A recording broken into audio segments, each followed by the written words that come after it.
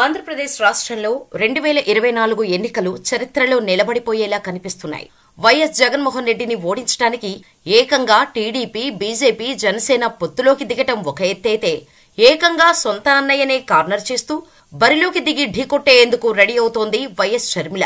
తెలంగాణలో పార్టీ పెట్టి ముచ్చటగా 3 ఏళ్లు కూడా లేకుండా వెంటనే కాంగ్రెస్ లో విలీనం చేసేసి ఏపీలో కాంగ్రెస్ చీఫ్ గా షర్మిల వచ్చినప్పటి నుంచి ఏపీ రాజకీయం మలుపులు తిరిగింది. ప్రధానంగా అన్ని పార్టీలు దాదాపు 175 నియోజకవర్గాల్లో తమ అభ్యర్థులు ప్రకటించారు.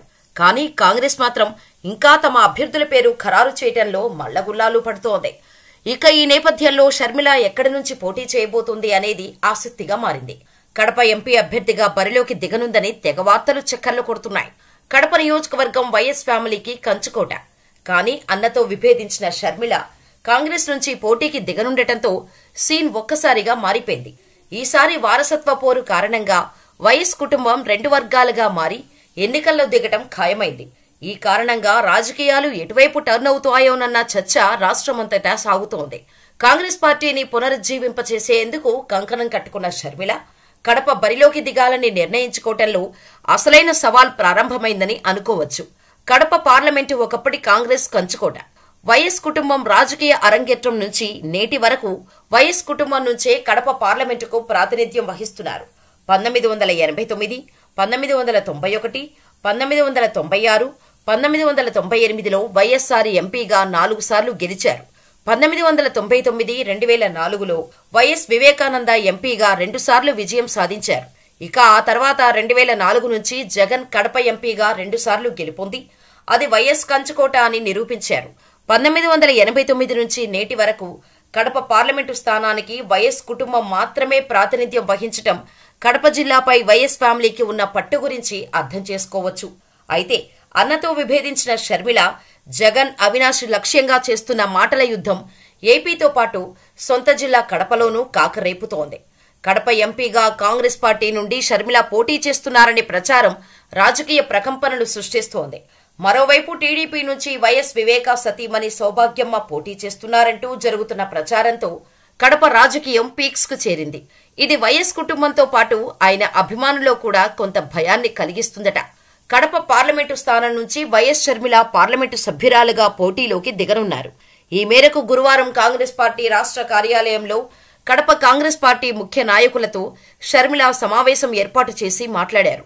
కాంగ్రెస్ పార్టీ హైకమాండ్ కూడా కడప నుంచి పోటీ చేయాలని షర్మిలకు సూచించింది. షర్మిల ఇప్పటి వరకు వేర్వేరు ఆలోచనలతో ఉన్నారు. ఎన్నికల్లో పోటీ చేయాలా లేదా అన్న దానిపై స్పష్టతకు రాలేదు. కానీ హైకమాండ్ ఆదేశించిన తర్వాత ఇక రంగంలోకి దిగాల్సిందేనని అనుకుంటున్నారు. కడప నాయకుల నుంచి వచ్చిన ఫీడ్బ్యాక్తో అడుగులు ముందుకు వేయనున్నారు. అయితే వారి నుంచి అనుభవాలను పరిగణలోకి తీసుకున్న షర్మిల అసెంబ్లీ అభ్యర్థుల ప్రకటనతో పాటు పార్లమెంటు అభ్యర్థులను కూడా ప్రకటించే క్రమంలో కడప పార్లమెంటు స్థానం నుంచి షర్మిల పోటీ చేస్తున్నట్టు క్యాడర్తో మాట్లాడినట్టు తెలుస్తోంది. ఇక వైసీపీ తరపున పోటీలో ఉన్న వైఎస్ అవినాష్ రెడ్డిపై వైఎస్ వివేకా హత్య కేసులో తీవ్రమైన ఆరోపణలు ఎదుర్కొంటున్నారు.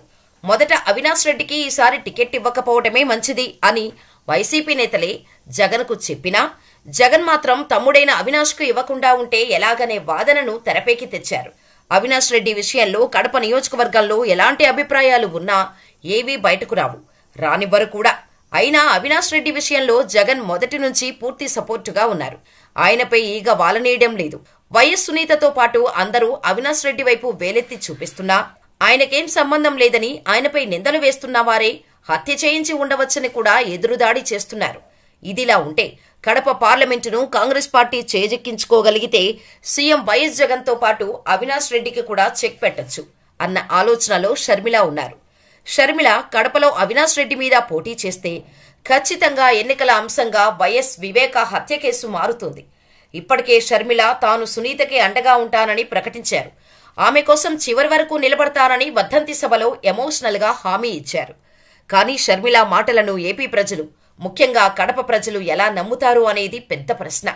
ఎందుకంటే తెలంగాణలో పార్టీ పెట్టినప్పుడు నేను తెలంగాణ కోడలిని, నా రాజకీయం ఇక్కడే అని చెప్పి వైఎస్ బతికి ఉంటే కాంగ్రెస్ పార్టీపై ఉమ్మి వేసేవారు అని కామెంట్ చేయడం, అసలు వైఎస్ రాజశేఖర రెడ్డికి కాంగ్రెస్ కు సంబంధం లేదు, వైఎస్ కు వెన్నుపోటు పొడిచిన పార్టీ కాంగ్రెస్ పార్టీ అంటూ చాలా కామెంట్స్ చేశారు.